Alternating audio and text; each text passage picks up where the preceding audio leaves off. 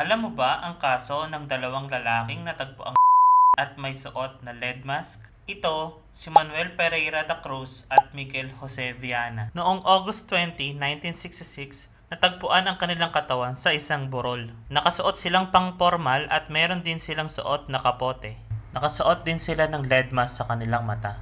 Ang lead mask ay isang manipis na bakal na ginawa nilang pangpiling sa kanilang mga mata. Sa tabi nila, may nakitang dalawang empty water bottle at isang package na may lamang basang towel.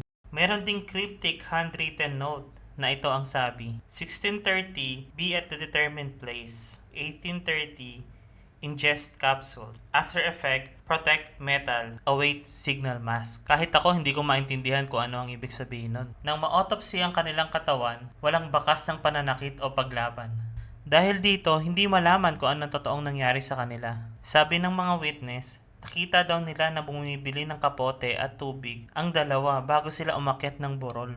Ito ang ilan sa mga theory ng mga tao tungkol sa nangyari. Una, ang alien contact. Posible daw na sinubukan ng dalawa na makipag-communicate sa mga aliens kaya nila naisip ito ay dahil sa mga lead mask. Pangalawa, palpak na eksperimento. Silang dalawa ay mga electronic technicians at posibleng may sinusubukan silang bagong device. Pangatlo, cult ritual. Posibleng nagkaroon ng isang ritual dahil sa kanilang pananood at meron ding cryptic message na nakita sa kanilang tabi.